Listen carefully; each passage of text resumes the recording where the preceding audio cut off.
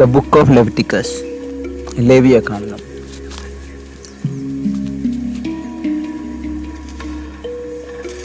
లేవియకాండం third book బైబిల్లో. Genesis, Exodus తర్వాత వచ్చే థర్డ్ బుక్ లేవియకాండం. సో ఇప్పుడు మనం లేవియకాండంని అర్థం చేసుకోవాలంటే ఫస్ట్ 2 బుక్స్ మనం అర్థం చేసుకొని ఉండాలి. ఇది కంటిన్యూస్ స్టోరీ ఆఫ్ ఇస్రాయేలీయుల యొక్క స్టోరీలో ఇప్పుడు మనం థర్డ్ పార్ట్లో ఉన్నాం, 3వ భాగంలో ఉన్నాం. సో జెనసిస్ మనకు తెలుసు, క్రియేషన్ అంతా స్టోరీ. జెనసిస్లో అబ్రహాం, జేకోబ్, తర్వాత జోసెఫ్, తర్వాత ఈజిప్ట్లో స్లేవరీ. సో ఈ స్లేవరీ అయిపోగానే స్టార్ట్ అయ్యే బుక్, అంటే స్లేవరీ నుంచి బయటికి రాగానే కంటిన్యూయేషన్ స్టోరీ లెవిటికస్. సో ఇప్పుడు ఎక్సోడస్,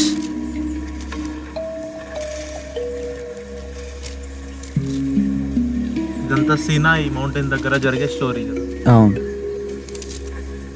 సీనాయి పర్వతం దగ్గర వీళ్ళు ఆగి ఉన్నప్పుడు అవును, పైన మోజెస్కి దేవుడు ఇచ్చిన ధర్మశాస్త్రం ఇంకా డీటెయిల్గా ఇచ్చిన రూల్స్ అండ్ రెగ్యులేషన్స్ చూస్తాం ఇక్కడ. సో అవును. సో ఇప్పుడు ఎక్సోడస్ 40th చాప్టర్, అంటే నిర్గమకాండము 40వ చాప్టర్లో 34th verse. Then the cloud covered the tent of the meeting, and the glory of the Lord filled the tabernacle, and Moses was not able to enter the tent of meeting, because the cloud settled on it, and the glory of Lord filled the tabernacle. అప్పుడు మేఘము ప్రత్యక్ష గుడారమునకు కమ్మగా యెహోవా తేజస్సు మందిరమును నింపెను. ఆ మేఘము మందిరం మీద నిల్చుట చేత మందిరము యెహోవా తేజస్సుతో నిండెను గనుక మోషే ప్రత్యక్ష గుడారములోకి వెళ్ళకుండెను. సో మోజెస్ ఇజ్రాయెలైట్స్ అందరికీ నాయకుడు.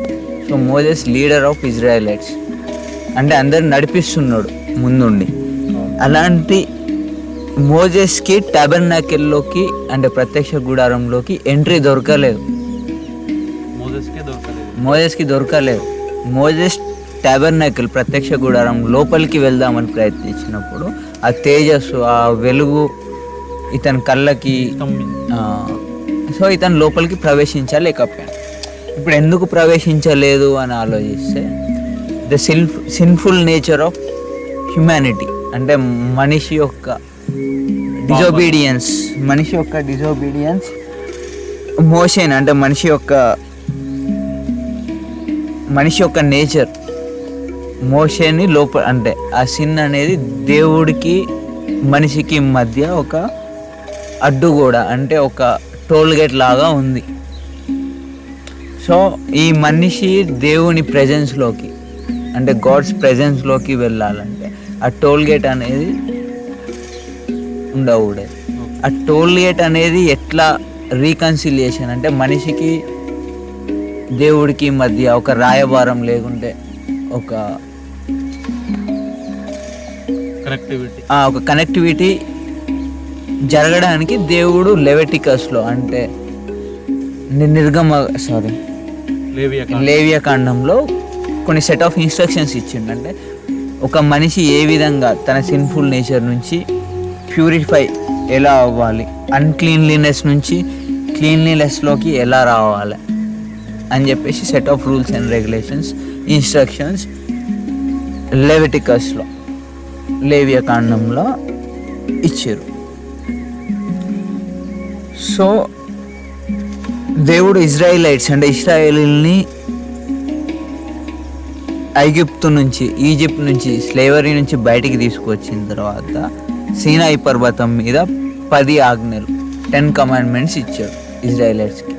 10 కమాండ్మెంట్స్ ఇచ్చిన తర్వాత కూడా ప్రజలు వాటిని అనుసరించలేకపోయారు. వాటిని ఫుల్ఫిల్మెంట్, అంటే వాటిని ప్రతిరోజు వాళ్ళ డైలీ లైఫ్లో ఫాలో కాలేకపోయారు. సో అందుకని దేవుడు మనిషికి కొన్ని ఇన్స్ట్రక్షన్స్ ఇచ్చాడు, ఎట్లా గాడ్స్ ప్రెజెన్స్లోకి ఎట్లా రావాలి.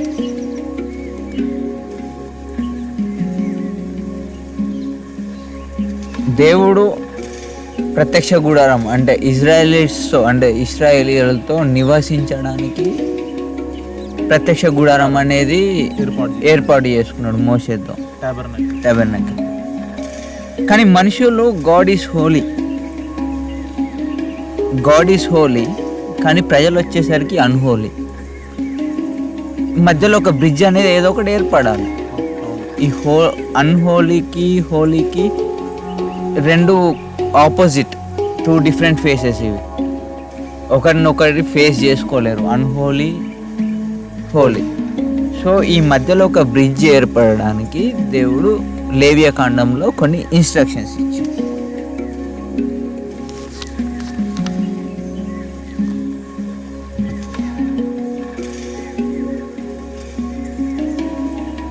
ఎక్సోడస్లో మనం చూడొచ్చు ఇజ్రాయలైట్స్ ఒక రెబెలియస్ నేచర్, అంటే వాళ్ళ తిరుగుబాటుతనం ఈ రిలేషన్షిప్ని ఎట్లా డ్యామేజ్ చేసింది. టెబర్నకల్లోకి ప్రత్యక్ష గుడారంలోకి మోజెస్ వెళ్ళలేకపోయాడు, అంటే మనిషి యొక్క సిన్ఫుల్ నేచర్ బట్టి. So the book of Leviticus మనకేం గుర్తు చేస్తూ ఉంటుంది అంటే ఇది ఫండమెంటల్ ప్రాబ్లం. ఫస్ట్ నుంచి నోవా ద్వారా దేవుడు మళ్ళా మనిషితో ఒక కవెనెంట్ చేసుకున్నాడు, నేను మిమ్మల్ని ఎట్లా గుర్తుపెట్టుకుంటానో మీరు నన్ను గుర్తుపెట్టుకోండి, మన ఇద్దరి మధ్య నిబంధన ఉంటుంది, రెయిన్బో వచ్చినప్పుడల్లా నేను మిమ్మల్ని డిస్ట్రాయ్ చేయను, మీరు ఇది గుర్తుపెట్టుకోండి, నేనే మీ దేవుడు అని మీరు గుర్తించాలి అని చెప్పి నోవా టైంలో అక్కడ ఒక నిబంధన కవెనెంట్ చేసుకున్నాడు. తర్వాత సీనాయి పర్వతం దగ్గర ఇంకో కవెనెంట్ చేసుకున్నాడు. దేవుడు కవెనెంట్ నిబంధన చేస్తున్నారు, కానీ ప్రజలు మళ్ళీ వాళ్ళ యాజ్ ఇట్ ఈజ్ వెళ్ళిపోతున్నారు. సో మనిషి యొక్క సిన్ఫుల్ నేచర్, మనిషి యొక్క సెల్ఫిష్నెస్, అంటే తన సెల్ఫ్ ఓన్ ఇంట్రెస్ట్, మనిషి సొంత ప్రయోజనాల కోసం మనిషి ఏమైనా చేయగలుగుతాడు. దీనికి ఏ విధంగా చెక్ పెట్టాలి అంటే గాడ్ ఏదో ఒక సమస్యకి పరిష్కారం ఎట్లా చూపించాలని చెప్పేసి ద బుక్ ఆఫ్ లెవిటికస్ ఇట్లా ఓపెన్ అయిపోతాయి. ఈ ఫండమెంటల్ ప్రాబ్లమ్ని పరిష్కరించే మార్గంలో ఈ బుక్ ఉంటుంది. ఇది పరిష్కరించిర్రా లేకుంటే ఎట్లా కాంప్లికేషన్స్ ఏమేమి ఉన్నాయనేది ఫర్దర్ బుక్స్లో నెక్స్ట్ బుక్స్లో మళ్ళీ చూడొచ్చు. ఈ బుక్లో మాత్రం సెట్ ఆఫ్ ఇన్స్ట్రక్షన్స్ ఉంటాయి.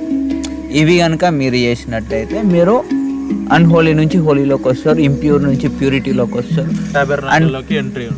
టెబర్నకల్లోకి ఎవరికి ఎంట్రీ లేదు, మోజెస్కే ఎంట్రీ లేనప్పుడు కామన్ పీపుల్కి అసలుకే ఎంట్రీ లేదు. అందుకనే మోజెస్ ద్వారా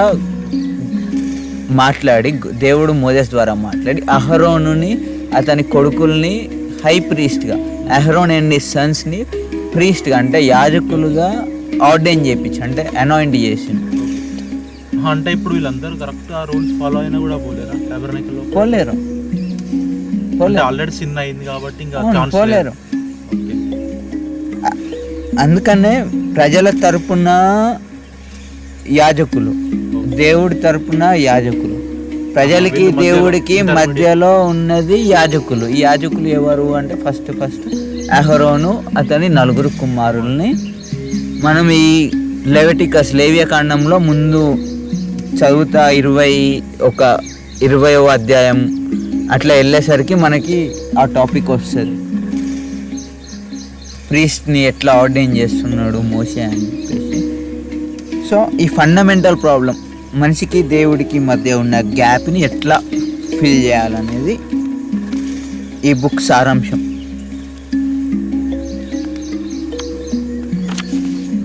సో ఇప్పుడు Leviticus chapter 1 first verse.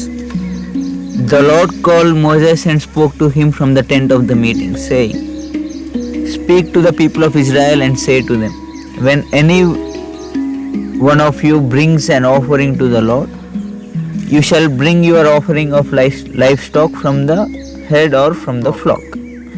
So బలి అర్పించడం అనేది, ఈ బలి అర్పించడం కూడా కేటగిరీస్ ఉన్నాయి మళ్ళీ. అంటే బలి ఎందుకోసం అర్పించాలి, ఎట్లా అర్పించాలి అని చెప్పి మళ్ళీ బలి అర్పణని మళ్ళీ కేటగిరీగా మళ్ళీ విడదీసారు. సో ఇప్పుడు మనం ఫస్ట్ 7 చాప్టర్స్ చూస్తే రిచువల్ సాక్రిఫైసెస్, లేవియకాండం 1 నుంచి 7 చాప్టర్స్ వరకు ఈ సాక్రిఫైసెస్ గురించి ఉంటాయి. సో మనం first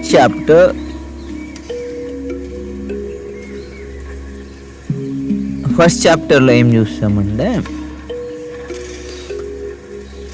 4th verse, he shall lay his hand on the head of the burnt offering and it shall be accepted for him to make atonement for him. ఎవరైతే మనిషి అతడు దహన బలిగా అర్పించు పశువు తల మీద తన చెయ్యి ఉంచవలను, అతని నిమిత్తము ప్రాయశ్చిత్తము కలుగునట్లు అతని పక్షముగా అంగీకరింపబడు. ఇప్పుడు the sinful nature of man, మనిషికి ఉన్న సిన్ఫుల్ నేచర్ తాను శిక్ష పొందాలి. ఇప్పుడు హెల్మెట్ పెట్టుకోకుండా మనం వెళ్తూ ఉంటే మనకే చలాన్ పడుతుంది, పెనాల్టీ పడుతుంది మనకి, ట్రాఫిక్ రూల్స్ పాటించకపోతే. సేమ్ అట్లనే ఇక్కడ గాడ్ ఎక్సోడస్లో నిర్గమకాండంలో సెట్ ఆఫ్ రూల్స్ ఇచ్చిండు, 10 కమాండ్మెంట్స్ ఇచ్చిండు. అట్లానే వాటికి సపోర్టింగ్గా 52 అడిషనల్ కమాండ్మెంట్స్ ఇచ్చిండు. అవి కనుక పాటించకపోతే మనిషికి పెనాల్టీ పడాలి. సో మనిషికి పెనాల్టీ ఎందుకు పడలేదంటే అది గ్రేషియస్నెస్ ఆఫ్ గాడ్. అంటే గాడ్ ఎంత స్లో టు యాంగర్ ఉన్నాడు, అంటే ప్రజల్ని క్షమిస్తూ ఉన్నాడు, కనిపెడతా ఉన్నాడు ప్రజలు మారుతారని చెప్పేసి. సో మనిషిని డెస్ట్రాయ్ చెయ్యను అని చెప్పేసి అక్కడ ఆల్రెడీ మనకి నిబంధన చేసుకున్నాడు ఇక్కడ నోవా దగ్గర. సో ఇక్కడ ఒక ప్రొవిజన్ ఇచ్చిండు గాడ్. ఏమని ఇచ్చిండంటే, మీరు తెలిసి చేసిన తెలియక చేసిన మీ సిన్ఫుల్ నేచర్ నుంచి మీరు ప్యూరిఫై కావాలంటే దాన బలి అర్పించేటప్పుడు ఒకరు తన చెయ్యి బలి అర్పించే, అంటే ఎవరైతే పాపం చేస్తారో వాళ్ళే అవును బలి అర్పించే పశువు మీద చేయి పెట్టినప్పుడు ఆ పశువుని యాజకులు టెబర్నకల్ ప్రత్యక్ష గుడారంలోకి తీసుకువెళ్ళి వీళ్ళు బయటే ఉంటారు అర్పించే మనుషులు. అక్కడ వెళ్ళి ప్రీస్టే లోపలికి వెళ్ళి అక్కడ బలి అర్పణ ఇస్తారు. సో ఇక్కడ ఈ 4th chapter 1 4th verse మనం ఏం చూస్తున్నామంటే, బలి అర్పించేటప్పుడు తన చెయ్యి పశువు the head of the బర్nt offering, he shall lay his hand on the head of the burnt offering. బలి అర్పించే పశువు మీద తన చెయ్యి పెడుతున్నప్పుడు దీని రిజెంబ్లెన్స్ ఏమంటే, తన బదులు ఆన్ బిహాఫ్ ఆఫ్ మ్యాన్ ఒక యానిమల్ని సాక్రిఫైస్ ఇస్తున్నారు. దీన్ని బట్టి వాళ్ళు ఏం అర్థం చేసుకుంటున్నారు అంటే, మన బదులు ఒక యానిమల్ని శిక్ష అనుభవిస్తుంది. సో ఇది బేసిక్గా ఆ బలి ఎట్లా అర్పించాలి ఏమనే సెట్ ఆఫ్ ఇన్స్ట్రక్షన్స్ మళ్ళీ గాడ్ ఇస్తూ ఉంటాడు. సో ఇప్పుడు ఈ బలి ఎన్ని విధాలుగా అర్పిస్తారు అనేది ఇప్పుడు చూద్దాం. సో గాడ్కి సాక్రిఫైస్ ఇచ్చేది థ్యాంక్ఫుల్నెస్, అంటే గాడ్ మా పితరులను అంటే ఐగుప్తు నుంచి 4 fathersని ఎట్లా రక్షించిండు, ఇప్పటి కూడా ఎట్లా కాపాడుతున్నాడు, వీటిని దృష్టిలో పెట్టుకొని sacrifices, grain and fellowship offering అంటారు వీటిని. అంటే గింజలు, అంటే నార్మల్గా ఈ ఫీల్డ్లో వచ్చేవి, అంటే బలి అంటే యానిమల్ని ఇవ్వకుండా గోధుమలు అట్లా ఇలాంటివి గ్రెయిన్స్ అండ్ ఫెలోషిప్ ఆఫరింగ్స్, ఇవి ఇట్లా థ్యాంక్ఫుల్నెస్ టు గాడ్ ఇవి ఇట్లా ఇస్తారు. తర్వాత బర్న్ ప్యూరిఫికేషన్ అండ్ రిస్టోరేషన్, ఇవేమంటే కన్ఫెషన్స్, అంటే మేము ఇవి తప్పులు చేసినాం, ఇవి సిన్ఫుల్ నేచర్ మాకున్నాయి, సో వీటి కోసం బర్nt ఆఫరింగ్ ఇస్తారు. సో ఇప్పుడు ఈ యానిమల్స్ సింబాలిక్గా చనిపోతున్నాయి. ఎవరికి సింబాలిక్గా చనిపోతున్నాయి? ఎవరైతే అర్పిస్తున్నారో అతనికి సింబాల్. అవును. సో దీన్ని ఏమంటారంటే అటోన్మెంట్ అంటారు. అటోన్మెంట్ అంటే ఒకరికి ప్రాయశ్చిత్తంగా ఇంకొకరు చనిపోవడం, అంటే లేకుంటే గాడ్కి ప్రజలకి మధ్య ఒక అటోన్మెంట్ జరుగుతుంది.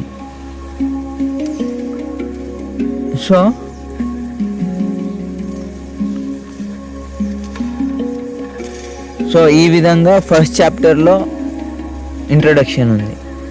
Chapter 14 verse 14లో, if his offering to the Lord is a burnt offering of worth, they shall bring his offering of turtle doves or pigeons, and the priest shall bring it to the altar and bring off its head and burnt it on the altar. The blood shall be drained out of the altar. So వేటిని అర్పించాలి, జంతువుల్లో ఎన్ని years ఉన్నాయో అర్పించాలి అని చెప్పేసి కూడా క్లియర్గా ఇన్స్ట్రక్షన్స్ ఇచ్చారు. ఇప్పుడు చాప్టర్ 2లో when anyone brings a grain అంటే పంటకు సంబంధించి, అంటే ప్లాంట్కి సంబంధించి, offering to the Lord, his offering shall be of fine flour, అంటే అవి మంచిగా శ్రేష్టంగా ఉండాలి. He shall pour oil in it and put on it and bring it to the Aaron and sons, the priest.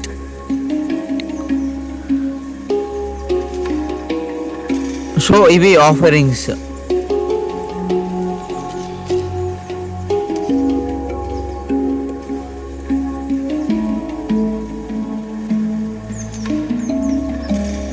Second chapter 14th verseలో చూడొచ్చు.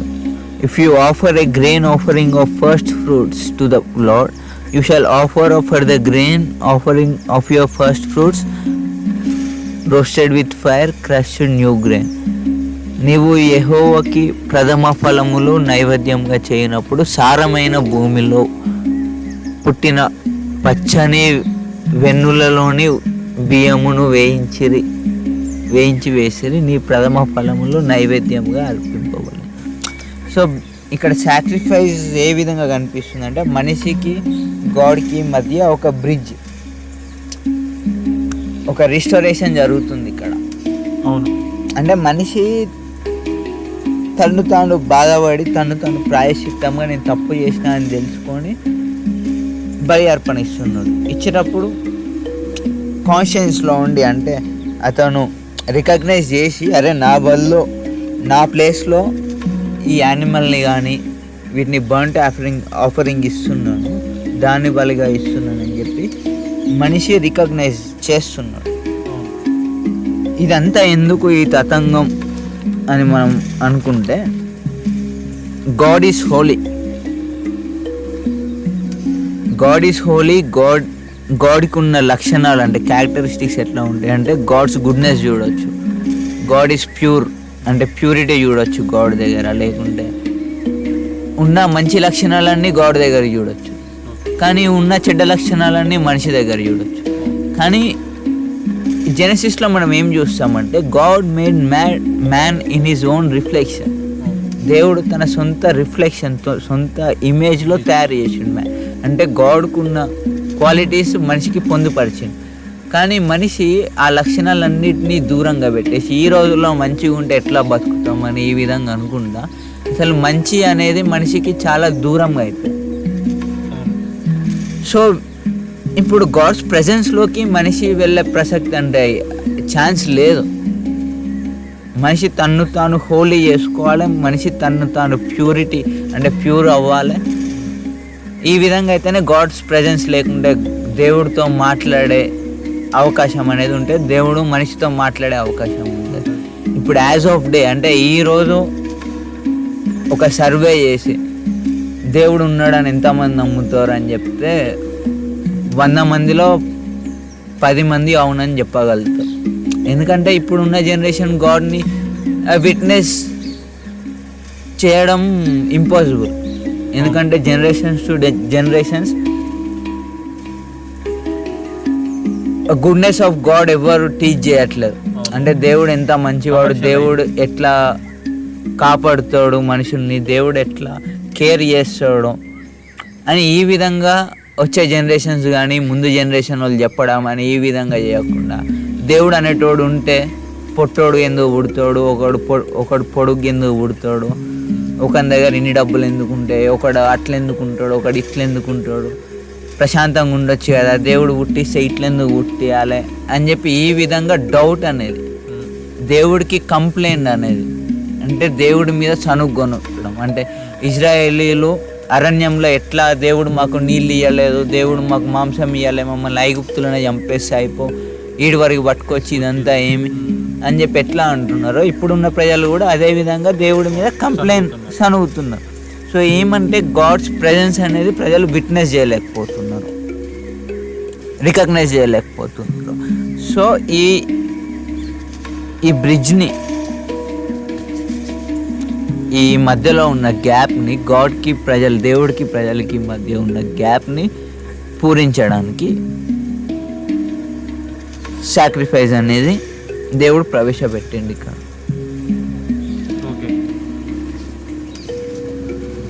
So ఇక్కడ purity, impurity, dead life, cleanliness. So impurity అనేది normal part and parcel of life. Impurity అనేది temporary, కానీ ఇంప్యూరిటీతో God's ప్రెజెన్స్లోకి వెళ్ళలేం. So ఎట్లా purification ఎలా చేసుకోవాలనేది, ఒక మనిషి ఏ విధంగా జీవించాలనేది సెట్ ఆఫ్ ఇన్స్ట్రక్షన్స్ మనకి లేవియకాండంలో దేవుడు ప్రొవైడ్ చేసింది.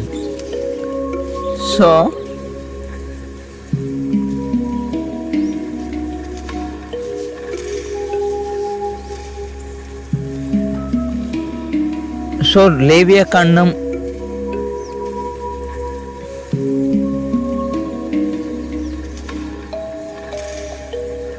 చాప్టర్ 1 to 7 వరకు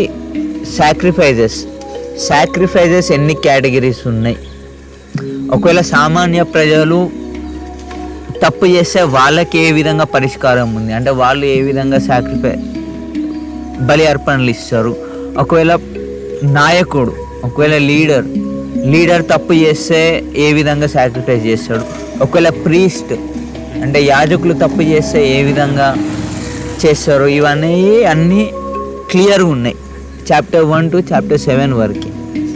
సో 1 by 1 మనం చూసుకుంటూ వెళ్దాం. ఈ కేటగిరీస్ ఎలా ఉన్నాయంటే, కొన్నేమో పాపక్షమాపణ కోసం, అంటే తప్పు అంటే దేవుడిచ్చిన కమాండ్మెంట్స్కి వ్యతిరేకంగా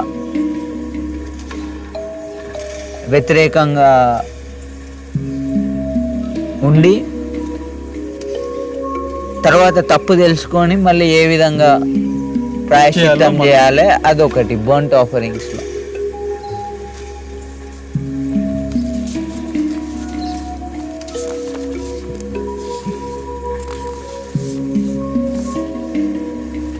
అట్లా ప్రతి ఒక్క దానికి స్పెసిఫిక్గా చాప్టర్ 1 to చాప్టర్ 7 వరకు ఉన్నాయి. అవి 1 by 1 చూసుకుంటూ వెళ్దాం. సో చాప్టర్ 1లో చూస్తే బలి ఏ విధంగా అర్పియాలి అని చెప్పేసి చాప్టర్ 1లో ఉంది. చాప్టర్ 2లో గ్రెయిన్ ఆఫరింగ్ ఏ విధంగా చేయాలని చాప్టర్ 2లో ఉంది.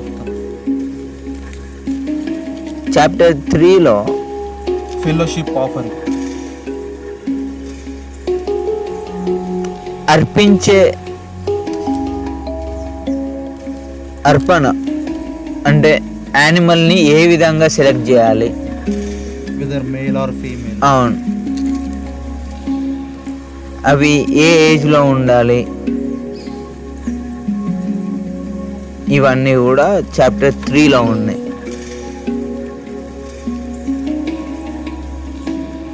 So chapter 3 16th verse, and the priest shall burn them on the altar as a food offering with a pleasing aroma. All the fat is the Lord's. It shall be a statute forever throughout your generations, in all your dwelling places, that you eat neither fat nor blood. So వీటిని దేవుడు no అని చెప్పాను. So ఇవన్నీ instructions. Chapter 4లో sin offering. అవును. If any one sins unintentionally అంటే తెలియకుండా ఏదన్నా లార్డ్స్ కమాండ్మెంట్స్కి వ్యతిరేకంగా చేసి ఉంటే దానికి మనం ఆఫరింగ్ ఎట్లా చేయాలి? అవును. ఇక్కడ focus. So chapter 4, and the Lord spoke to Moses saying, speak to the people of Israel saying, if anyone sins unintentionally in any of the Lord's commandments about things not to be done and does any of them, if it is the anointed priest who sins, thus bringing guilt on the people, then he shall offer for the sin that he has committed a bull from the head without blemish to the Lord for the sin offering. He shall bring the bull to the entrance of the tent of meeting before the Lord, and lay his hand on the head of the bull and kill the bull before the Lord. ఒకవేళ యాజకుడు ఒకవేళ priest కనుక తప్పు చేస్తుంటే ఇతను చేసిన తప్పు వల్ల మొత్తం ఇజ్రాయలైట్స్ అంటే అందరి ప్రజలు కామన్ పీపుల్ మీద కూడా పనిష్మెంట్ వచ్చేస్తుంది. అలాంటప్పుడు యాజకుడు ఏం చేయాలంటే బుల్ ఏమనుంది తెలుగులో, కోడెదూడను పాప పరిహారార్థ బలిగా అర్పించాలి. ఒకవేళ అట్లా వేయకపోతే యాజకుడితో పాటు ప్రజలందరి మీద కూడా శిక్ష అనేది వస్తుంది. ఇది లేవియాకాండం 4వ అధ్యాయంలో చూస్తుంది.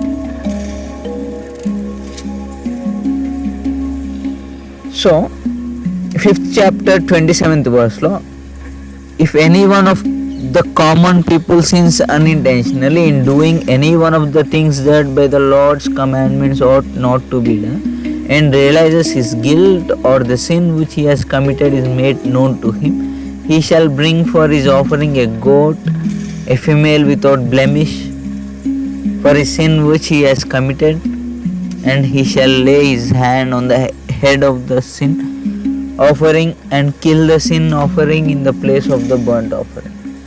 సో సామాన్య ప్రజలు పొరపాటున పాపం చేసి చేయరాని పనుల విషయంలో ఏ విధంగా సిన్ ఆఫరింగ్ చేయాలనేది 5th chapter 27th verseలో ఉంది. సో 4th chapter 27th verseలో 5వ చాప్టర్లో ఏమని ఉంది? 5వ chapter 1st verseలో if anyone sins in that he hears a public adjuration to testify, and though he is a witness, whether he has seen or come to know the matter, yet does not speak, he shall bear his iniquity. So ఇదేమంటే కాన్స్పిరసీలో భాగం అన్నమాట. ఇప్పుడున్న మన చట్టంలో ఏ విధంగా ఉంటుంది అంటే ఒకవేళ తప్పు చేసేది మరొకడైనా అంటే ఒక గుంపులో 3-4 ఉండి వాళ్ళందరూ ఒక క్రైమ్లో పార్టిసిపేట్ చేద్దాం, ఒకరిని మర్డర్ చేద్దాం అని ఈ విధంగా వాళ్ళంతా ప్లాన్ చేసుకొని 4 మాట్లాడుకొని 4కి ఇన్ఫర్మేషన్ తెలుసు. ఆ ఇన్ఫర్మేషన్లో 2 ఎగ్జిక్యూట్ చేస్తున్నారు, 2 కత్తులు పట్టుకొని పోతున్నారు, మిగతా 2 వాళ్ళు కత్తులు పట్టుకొని వెళ్ళట్లే కానీ ఆ ప్లాన్లో వీళ్ళు కూడా భాగమై ఉన్నారు. అయినప్పుడు అతను వాళ్ళని చంపకపోయినా అంటే ఈ మిగతా 2 పార్టిసిపేట్ చేయకపోయినా కూడా వీళ్ళు కూడా తప్పు చేసినట్లే. ఎందుకంటే వీళ్ళు కాన్స్పిరసీలో వీళ్ళు కూడా ఉన్నారు. అంటే అతను ప్లాన్ చేసినప్పుడు వీళ్ళు కూడా ఉన్నారు కాబట్టి వీళ్ళకు కూడా శిక్ష అనేది పడుతుంది. సో 5th chapterలో మనకి ఏం చెప్తున్నారు అంటే ఒకవేళ ఏదైనా తప్పు జరిగి ఉండి తప్పుని చూసి కూడా ఏదో జరుగుతుందిలే అని చెప్పి మనకు సంబంధంలే అని అనుకున్న వాళ్ళ మీద కూడా వాళ్ళు కూడా వీళ్ళు తప్పు చేయకపోయినా చూసి ఆపలే కాబట్టి వీళ్ళు కూడా ఆ శిక్షలో భాగం అని చెప్పి 5th chapter 1st verseలో చెప్తున్నారు. 5th chapter guilt offering. అవును. తర్వాత 5th chapter 4th verseలో if anyone utters with his lips a rash oath, or to do evil or to do good, any sort of rash oath that people swear, and it is hidden from him, when he comes to know and he realizes his guilt in any of these. So మరియు కీడైనను మేలైనను మనుషులు వ్యర్థముగా ఒట్టు పెట్టుకొని చేసేదామని పలుకు మాటలలో మరి దేనిను యోచింపక,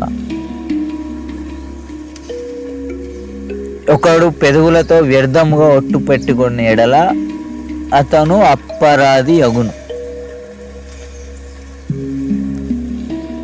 so ప్రతి చిన్న విషయానికి దేవుడిని విట్నెస్ చేయడం అంటే ప్రతి సమస్యకి దేవుడిని కారణం చేయడం అనేది దేవుడిని విట్నెస్ చేస్తున్నాం. అది తన సొంతంగా క్రియేట్ చేసుకున్నాడా అనేది ఏమీ ఆలోచించకుండా దేవుడిని కనుక విట్నెస్ చేస్తే మనిషి యొక్క కష్టానికి దేవుడికి అకౌంటబిలిటీ చేస్తే అతను అపరాధి అవుతాడు. అంటే ఇతను వెళ్ళి వేరే అతని మర్డర్ చేయట్లేదు, ఖాళీ ఒక మాట అంటున్నాడు. ఏ విధంగా creator the author of the life అంటే మనిషికి అసలు ఈ స్టోరీ అంతా క్రియేషన్కి కారణమైన గాడ్ని ఒక చిన్న చిన్న సమస్యలోకి కూడా దేవుడిని అవును అది కూడా ఈ విధంగా చేయడం మంచిది కాదు అసలు. అవును అంటే అపరాధి అంటే ఇది కూడా సిన్ అంటే పాపం అంటే చాలా అని అనుకుంటారు. అంటే పాపం అంటే ఏమేమో అనుకుంటారు కానీ ఇవన్నీ కూడా పెద్ద పాపమే. పెద్ద పాపం చేసిన పాపమే, చిన్న పాపమైనా పాపమే.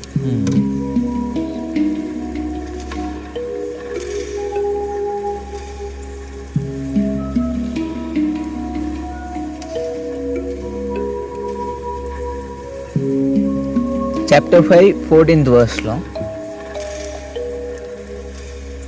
if anyone commits a breach of faith and sins unintentionally in any of the holy things of Lord, he shall bring to the Lord as his compensation. Unintentionally అంటే పొరపాటుగా.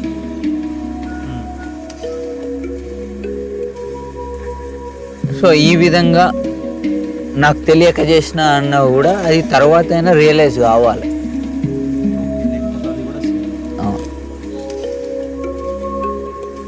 సో చాప్టర్ 6లో, if anyone sins and commits the breach of faith against the Lord by deceiving his neighbor in a matter of deposit or security. So ఇవి ఎవరన్నా ఒక మనిషిని ఇంకో మనిషిని నమ్మి ఏదన్నా అప్పగించినప్పుడు ఆ విధంలో నమ్మకం కోల్పోయినప్పుడు సిన్ఫుల్ నేచర్ అకౌంటబిలిటీలోకి వచ్చేస్తుంది. అంటే నమ్మకం కోల్పోవడం కూడా సిన్ఫుల్ నేచర్.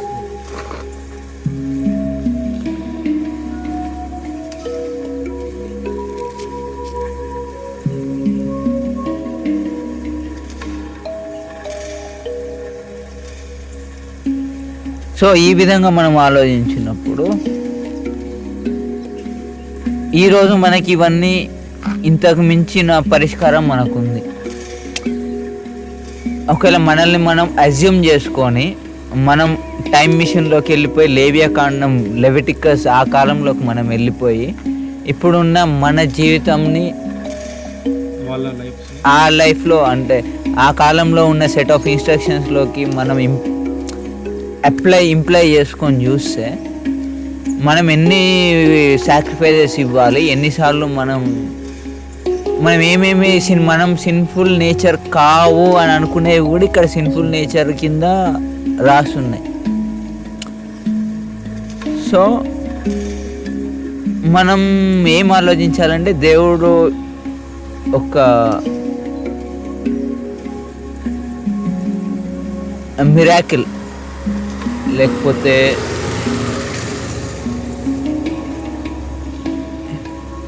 దేవుడి యొక్క ప్రణాళిక చూడొచ్చు. హిస్ వండర్ఫుల్ వర్క్స్ అంటే ఏ విధంగా మనిషి కోసం దేవుడి యొక్క ప్లాన్స్ ఉన్నాయి, జీసస్ క్రైస్ట్ని ఏ విధంగా ఆన్ బిహాఫ్ ఆఫ్ హ్యుమానిటీ అంటే మనుషులకి రీప్లేస్ చేస్తా ఈ సిన్స్ అన్నిటినీ జీసస్ క్రైస్ట్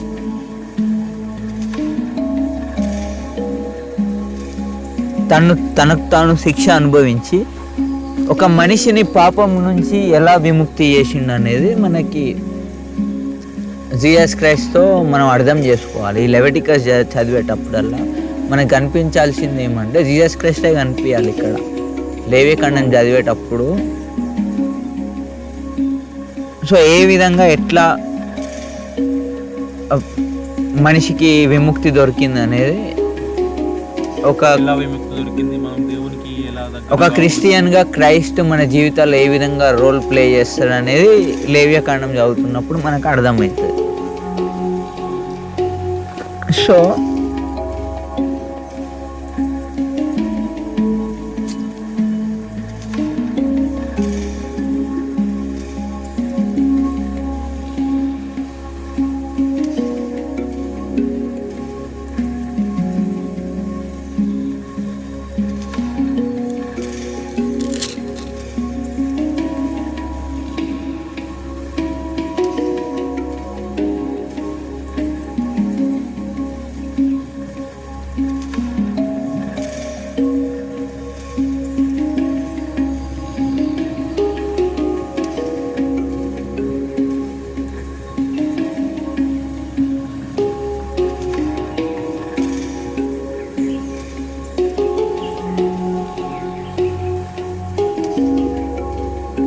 సో చాప్టర్ 8లో అహరోను అండ్ సన్స్ ఆర్డైన్ అవుతారు, యాజకులుగా అపాయింట్ అవుతారు.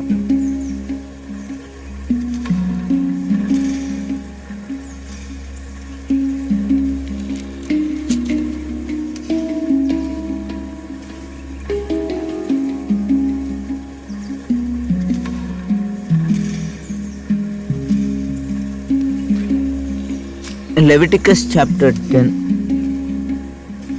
లేవియకాండం 10th చాప్టర్లో అహరోనుకి 4 కుమారులు ఉన్నారు. సో అహరోనుని 4 కుమారుని మోషే యాజకులుగా నియమించినప్పుడు అహరోనికి ఉన్న 2 కుమారులు దేవుడు ఇచ్చిన ఇన్స్ట్రక్షన్స్ని బైపాస్ చేసి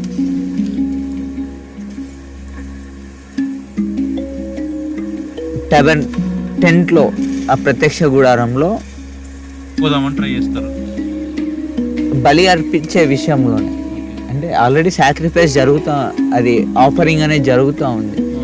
ఆఫరింగ్ జరుగుతూ ఉన్నప్పుడు అనాథరైజ్డ్ అంటే దేవుడు చెప్పిన ఇన్స్ట్రక్షన్ ప్రకారం కాకుండా వాళ్ళ సొంత నిర్ణయం తీసుకొని సొంత ఆలోచనలు అంటే వాళ్ళ ఇష్ట ప్రకారం ఆఫరింగ్ చేస్తున్నారు. అంటే ఫైర్ వెలిగించే విధానమైన చాలా స్పెసిఫిక్గా చెప్పిండు గాడ్ ఏమన్నా ఏ విధంగా చేయాలి అనేది ప్రతి స్పెసిఫిక్గా చెప్తే ఆ స్పెసిఫిక్ అంటే దేవుడి మాటని బైపాస్ చేసి వీరికి అనుకూలంగా వాళ్ళు ఆఫరింగ్ చేయడం స్టార్ట్ చేసినప్పుడు గాడ్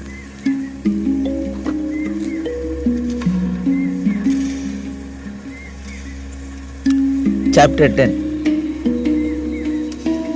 అహరోను కుమారులైన నాదాబు అబీహులు తమ ధూపార్తులను తీసుకొని వాటిలో నిప్పుల వంటి వాటి మీద ధూప ద్రవ్యము వేసి యెహోవా తమకు ఆజ్ఞాపింపని వేరొక అగ్నిని ఆయన సన్నిధికి తేలి యెహోవా సన్నిధి నుండి అగ్ని బయలుదేరి వారిని కాల్చివేసింది. And fire came out from before the Lord and consumed them. అంటే వారిని అక్కడికక్కడ గాడ్ కన్జ్యూమ్ చేసేసిండు, అంటే వాళ్ళని కాల్ చేసిండు వాళ్ళని. సో ఈ ఎపిసోడ్లో మనకి వాళ్ళు యాజకులు కదా, ప్రీస్ట్ కదా, ట్యాబర్నకల్, సామాన్య ప్రజలేమో టెంట్ బయట ఉన్నారు, యాజకులేమో లోపల ఉన్నారు. వాళ్ళకి ఏం వర్తించావు, మేము దేవుని వాక్యం అంటే దేవుని ప్రెజెన్స్లో ఉంటాం కాబట్టి మేము ఏం చేసినా కూడా ఏం అనేది ఉండదు. ఇప్పుడు మనం అనుకుంటాం కొన్నిసార్లు. సో ఇక్కడ వాళ్ళని డైరెక్ట్ కన్జ్యూమ్ చేసి అంటే ఫైర్ వచ్చి వాళ్ళని సో ఈ యాజకులు టెంట్లోనే ఉంటారు ఎప్పటికీ. వీళ్ళు టెంట్ బయటకి ప్రవేశించడానికి వీలు లేదు, లోపలే ఉండాలి. ఇప్పుడు అహరోను 4 కుమారుల్లో 2 కుమారులు చనిపోయినప్పుడు నెక్స్ట్ జరిగే కార్యక్రమాలు ఉంటాయి, క్రిమేషన్. ఆ క్రిమేషన్ జరిగేటప్పుడు కూడా వీరు మౌన్ చేయడానికి వీలు లేదు, ఎందుకంటే దేవుడు వాళ్ళని కన్జ్యూమ్ చేశాడు కాబట్టి వీరు వాళ్ళతో వెళ్ళడానికి బయటికి కూడా ఉన్నారు. అందుకని ఇక్కడ ఉంటే చాప్టర్ 4లో వీరి కజిన్స్ అంటే అహరోన్ సన్స్ వీళ్ళ కజిన్స్ వచ్చి వీళ్ళని క్రిమేషన్ చేస్తారు. సో యాజకులు ఎవరైతే ఉంటారో వీళ్ళు చాలా హోలీ ఉండాలి. వీళ్ళు ఏ విధంగా హోలీ ఉండాలనేది చాప్టర్ 21 and 22లో చెప్తారు. ఇప్పుడు 8 నుంచి 1 నుంచి 7 చాప్టర్స్ వరకు సాక్రిఫైసెస్ ఏ విధంగా ఉన్నాయి, ఎన్ని రకాలుగా ఉన్నాయి, క్లాసిఫికేషన్స్ ఉన్నాయి. ఇప్పుడు చాప్టర్ 8 నుంచి చాప్టర్ 8వ అధ్యాయం నుంచి 10వ అధ్యాయం వరకు ప్రీస్ట్ అంటే యాజకులను ఎట్లా దేవుడు నియమించుకున్నాడు. యాజకుల్లో అహరోన్ అహరోన్ యొక్క కుమారులు ఏ విధంగా తప్పు చేసారో వారిని దేవుడు ఏ విధంగా శిక్ష చేసిండు అనేది 8 నుంచి 10 వరకు చూస్తాం. సో ఇదే ప్రీస్ట్, ఇదే యాజకులు వీళ్ళు ఏ విధమైన క్వాలిఫికేషన్స్ ఉండాలి, వీళ్ళు దేవుడికి ప్రజలకి ఈ మధ్యవర్తిత్వం, ఈ మీడియేషన్ అనేది ఏ విధంగా చేయాలి అనేది చాప్టర్ 21, 22లో రాసి ఇచ్చిండు ఇన్స్ట్రక్షన్స్. సో ఇప్పుడు చాప్టర్ 11 to 15 చాప్టర్ 11వ అధ్యాయం నుంచి 15వ అధ్యాయం వరకు ఇంప్యూరిటీ అండ్ ప్యూరిటీ. ఈ ప్యూరిటీ ప్రజలు అంటే ఒక మనిషి అనేటోడు ఎట్లా ఇంప్యూర్ అవుతాడు, మనిషి అనేటోడు ఎట్లా ప్యూరిటీలోకి వస్తాడు అనేది చాప్టర్ 11 అంటే ఏ విధమైన ఆహారం తీసుకోవాలి, ఏ విధమైన ఆహారం తీసుకుంటే ప్యూరిటీలో ఉంటాడు, ఏ విధమైన ఆహారం తీసుకుంటే ఇంప్యూర్ అవుతాడు అనేది చాప్టర్ 11 to 15 వరకు ఉంటాయి. ఇవన్నీ రకరకాల జంతువులు. ఇవేమంటే ఇప్పుడు మనం క్యాటిల్లో చూస్తే కొన్ని నెమరేస్తూ ఉంటాయి. వీటన్నిటిని కేటగిరీస్ అంటే ఈ హూవ్స్ అంటే డెక్కలు. సో జంతువుల్ని గాడ్ క్లాసిఫై చేసింది, ఇవి తినొచ్చు, ఇవి తినకూడదు. ఇప్పుడు జంతువుల్ని సృష్టించింది కూడా గాడ్, వాటిని సృష్టించింది కూడా దేవుడే కదా.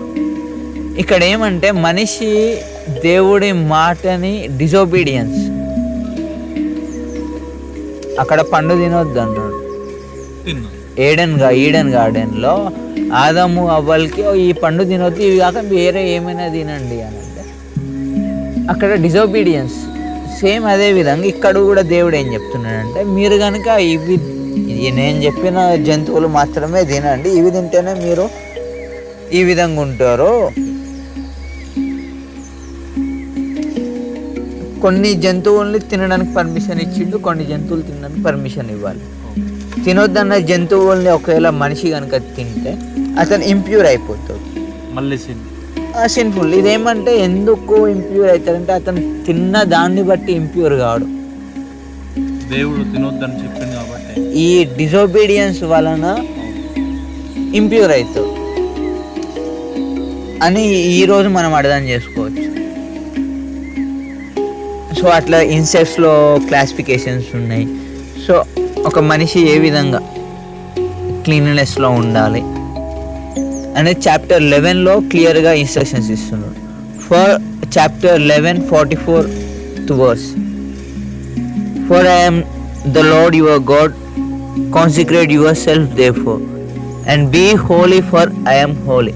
You shall not defile yourself with any swarming thing that crawls on the ground, for I am the Lord who brought you up out of the land of Egypt to be before your God. You shall therefore be holy, for I am holy. ఇప్పుడు holiness అని అంటే holiness ఏం చేస్తుంది అంటే యూనిక్నెస్ని చూపిస్తుంది.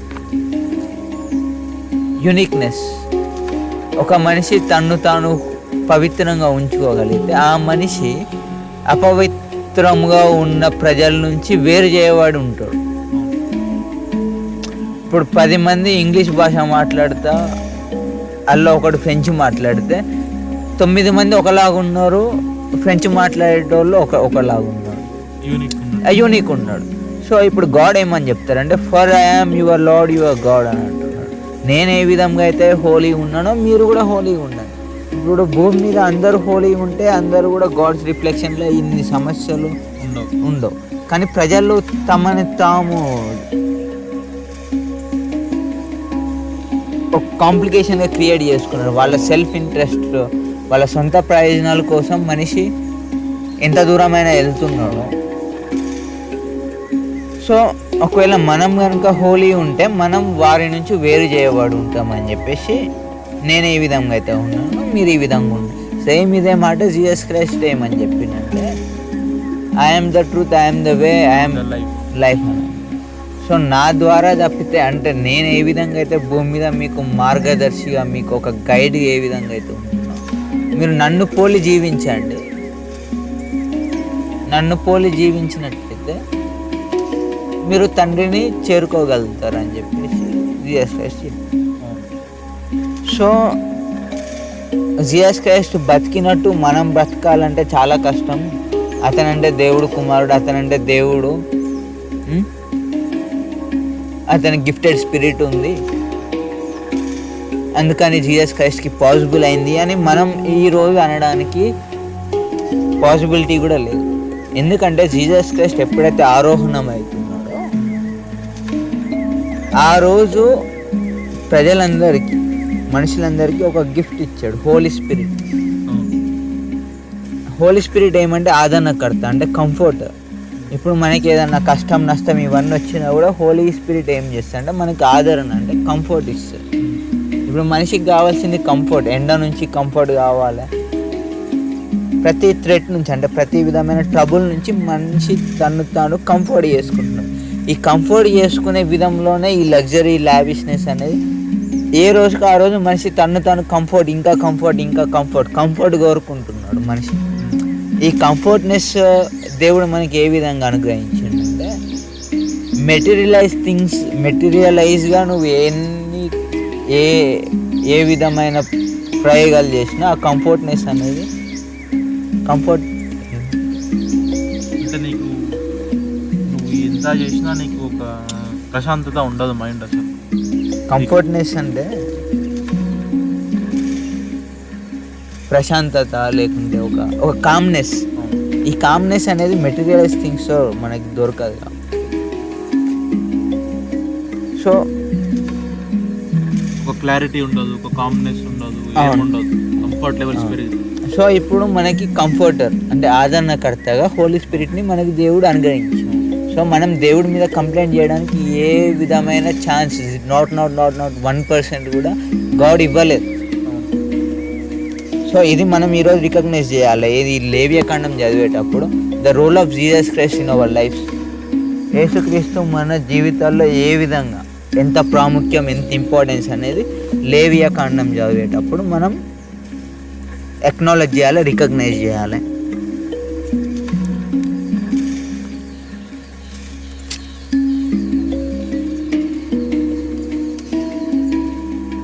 So 13 చాప్టర్లో మనిషికి ఏ విధంగా డిసీజెస్ వస్తాయి,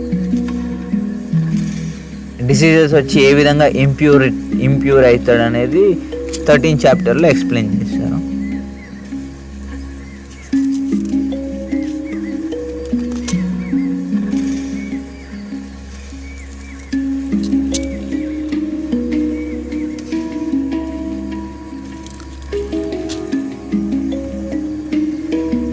సో చాప్టర్ 11 to 15 వరకు ప్యూరిటీ అంటే ఒక మనిషి తన్ను తాను ఏ విధంగా పవిత్రంగా ఉండాలి, ఏ విధంగా క్లీన్లీనెస్ ఉండాలనేది chapter 11 to 15. So chapter 18 to 20 ఏమో మోరల్ ప్యూరిటీ. మోరల్ ప్యూరిటీ అంటే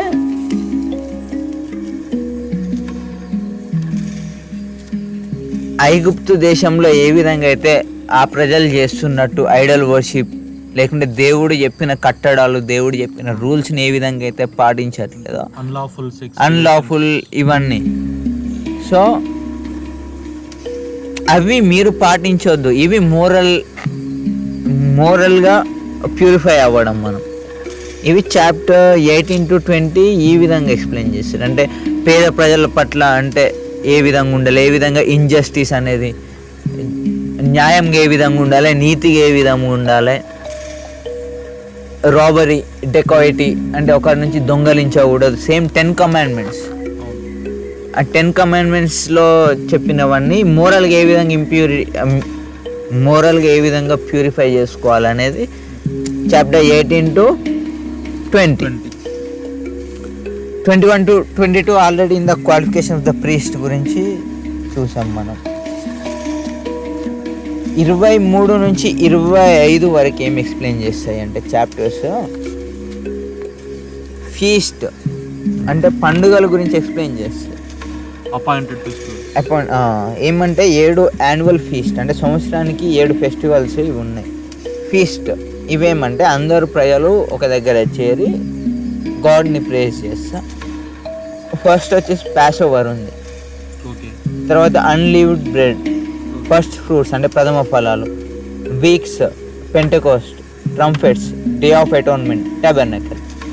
ఇవేమంటే రెగ్యులర్గా చేస్తూ ఉంటారు. సంవత్సరం పాటు రెగ్యులర్గా చేస్తున్నప్పుడు మనిషి తను తాను దేవుడి నుంచి దూరం పోకుండా ఇదేమంటే రిమెంబరెన్స్ అంటారు. అంటే రిమెంబర్ గుర్తుపెట్టుకోవడం. ఒకవేళ మనిషి తను తాను దేవుడి నుంచి దూరం వెళ్ళిపోయినా కూడా ఇవేవైతే అవును. సో ఈ విధంగా 23 నుంచి 25 వరకు సో ప్రజలందరూ ఒకరి దగ్గర ఒకరు చేరుకున్నప్పుడు వీళ్ళకి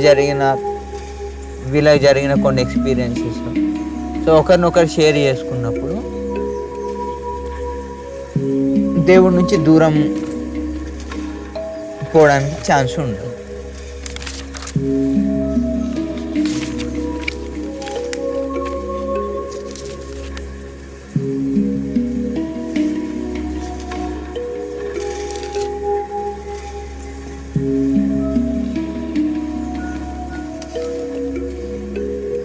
సో ఇప్పుడు మనం చాప్టర్ 16 to 17 ఇంతవరకు చూడలేదు.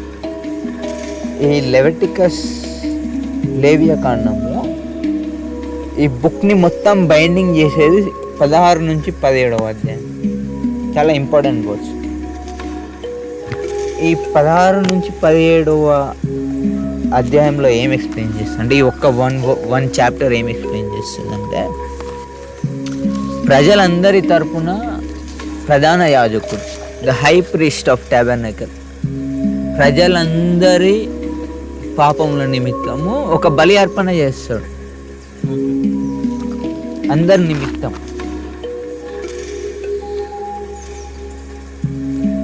సో ఇది మనకి క్రైస్ట్ని రిప్రజెంట్ చేస్తూ ఉంటుంది ఈ chapter. The day of atonement అంటే అటోన్మెంట్ అంటే ప్రాయశ్చిత్తం.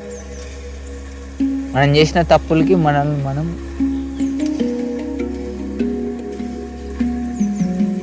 ప్రాయశ్చిత్తం చేసుకుంటాం. So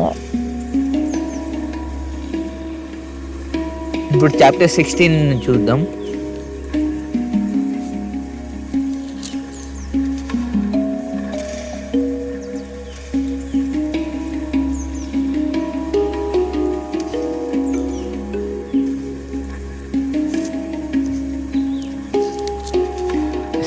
chapter 5th verse.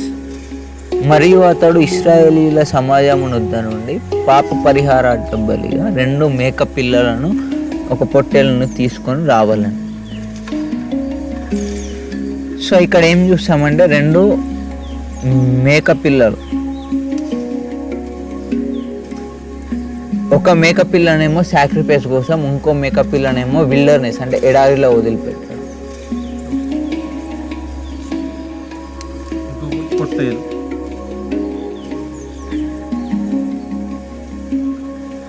So chapter 7లో then he shall take the 2 goats and set them before the Lord at the entrance of the tent of meeting. So 2 గొర్రెలు తీసుకొని ఆ 2 గొర్రెల మీద 2 గొర్రెలకి 2 చీట్లు వేస్తారు. ఒకటేమో దేవుడి పేరు రాసి, ఇంకోటేమో పాపముల నిమిత్తం అరణ్యంలో వదిలిపెట్టడం ఇంకో చీటి. ఈ చిట్టి ఆ మేక పిల్లల మీద వేసినప్పుడు ఏ మేక పిల్ల మీద అయితే దాన బలి చేయాలని వస్తుంది అది దేవుడికి బలి అర్పణ ఇచ్చేస్తారు. ఇంకో మేక పిల్లని అక్కడ అరణ్యంలో వదిలిపెట్టేస్తారు. వదిలిపెట్టిన తర్వాత ఆ హై ప్రీస్ట్ ఏ విధంగా తను తాను ప్యూరిఫై చేసుకోవాలి అర్పించే ముందు, ఇవన్నీ కూడా చాప్టర్ 16లో ఎక్స్ప్లెయిన్ చేస్తున్నారు. 11th verseలో Aaron shall present the bull as a sin offering for himself. ఒకవేళ హై ప్రీస్ట్ కనుక తను తాను సిన్ఫుల్ నేచర్ ఉంటే అతను ఒక కోడ దూడను తన కొరకు తాను అర్పించవాలను, తన కోసం తాను అర్పిస్తాడు హై ప్రీస్ట్.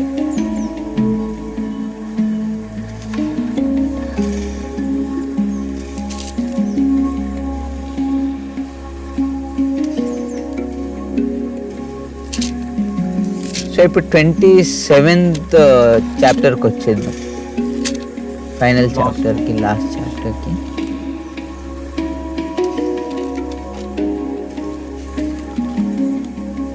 సారీ 26th చాప్టర్లో కూడా 10 కమాండ్మెంట్స్ ఏవైతే ఉన్నాయో అవే రిపిటిషన్ ఉంటాయి 26th చాప్టర్లో.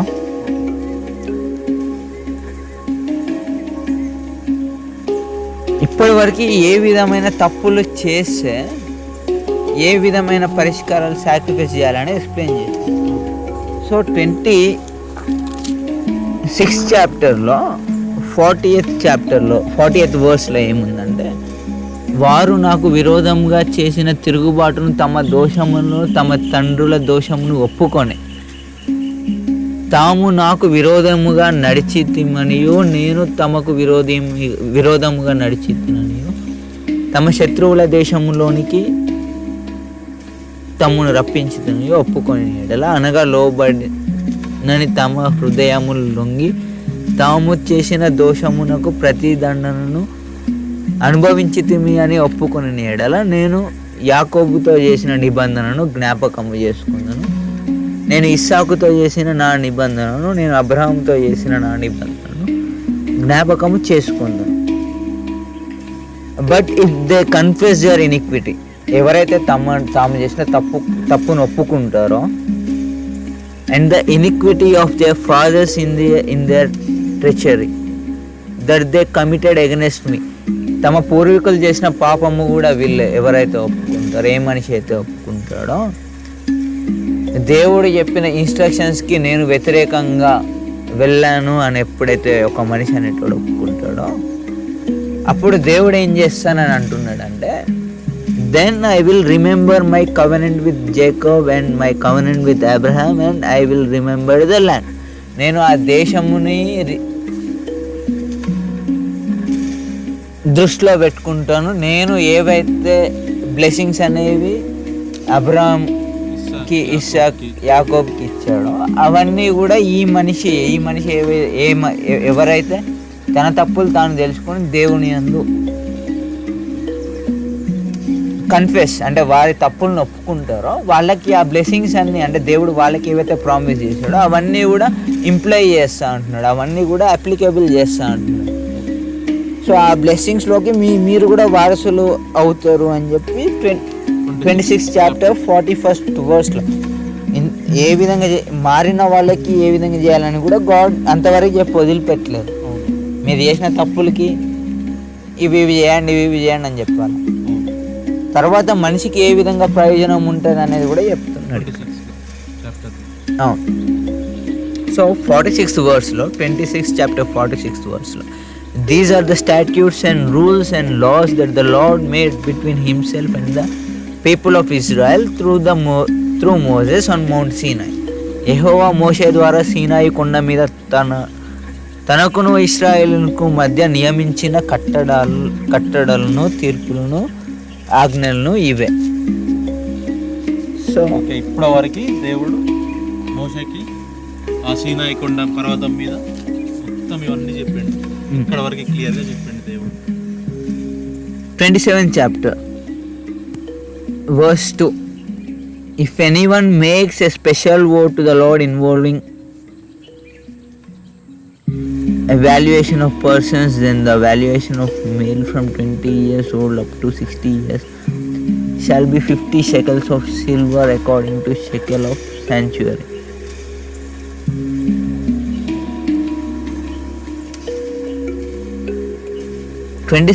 verse 27th chapter లో రిడీమింగ్. అవును, ఒక మనిషి తను తాను లార్డ్కి ఎట్లా సరెండర్ చేసుకుంటాడో, లేకుంటే ఏ విధంగా సాక్రిఫైస్ ఆఫరింగ్ చేస్తాడో చేసుకోవచ్చు. అంటే ఒక మనిషి తనకు తాను సొంతగా, అంటే out of his own conscience. ఇంతవరకు ఏం చూసినామంటే ముందు ఈ తప్పులకి ఇవి అని ఇన్స్ట్రక్షన్స్.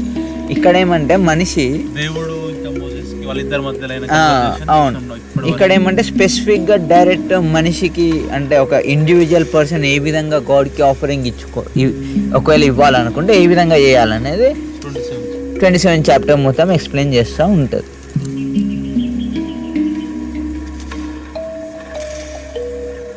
సో లేవియకాండం సెట్ ఆఫ్ ఇన్స్ట్రక్షన్స్.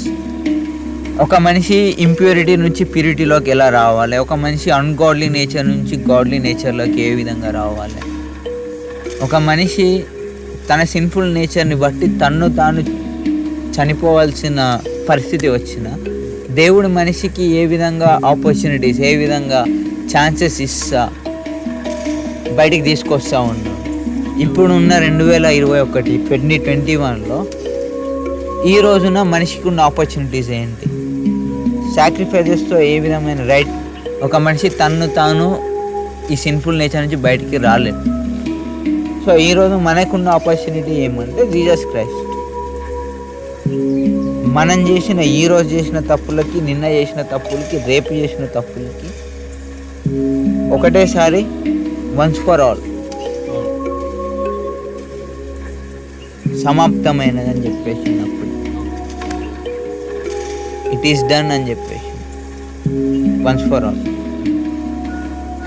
సో ఎవరైతే ఈ విషయాన్ని నమ్మి, ఇప్పుడు ఇక్కడ లెవిటికస్లో ప్రజలు ఏ విధంగా తమ ఇనిక్విటీ, తమ సిన్ఫుల్ నేచర్ని, తాము చేసిన పొరపాట్లను ఏ విధంగా అయితే ఒప్పుకుంటున్నారో, ఒప్పుకొని ఆ జంతువు, ఆ బలి అర్పించే జంతువు మీద తమ చేతులు ఉంచి మేము చేసిన తప్పులకి ఈ జంతువుని బలి అర్పిస్తున్నామని చెప్పే విధంగా అయితే, అదేవిధంగా ఇక్కడ కన్ఫెషన్, మా ప్లేస్లో, మా స్థానంలో యేసుక్రీస్తు అనే వ్యక్తి ఏ విధంగా అయితే బలి తన మీద ఆ శిక్షణ అంతా వేసుకొని మనిషికి రిడెంప్షన్ అనేది మనిషికి దొరికింది. సో లెవిటికస్ని ఈ విధంగా మనం అర్థం చేసుకోవాలి. ఒకవేళ యేసుక్రీస్తు అనే ఆపర్చునిటీ లేకుంటే మనం ఇన్ని తిప్పలు పడాలి. ఇక్కడ ఎన్నైతే ఈ తతంగం అంతుందో ఇదంతా మనం చేసుకుంటూ ఉండాలి. సో ఇవంతా మనకి లేకుండా చాలా సింప్లిఫైగా, చాలా సింపుల్గా ఇప్పుడున్న జనరేషన్కి, సో మనకి లేవియకాండం చదువుతున్నంతసేపు మనకి జీసస్ క్రైస్ట్ మాత్రమే పిక్చర్లా కనిపించాలి. మనం ఎంత బ్లెస్ఫుల్ లేకుంటే మనకి ఎంత అంటే సింప్లిఫై అయిపోయింది. ఎంత పెద్ద తప్పులకి కూడా అవును శిక్ష లేకుండా. సో ఈ విధంగా ద బుక్ ఆఫ్ లెవిటికస్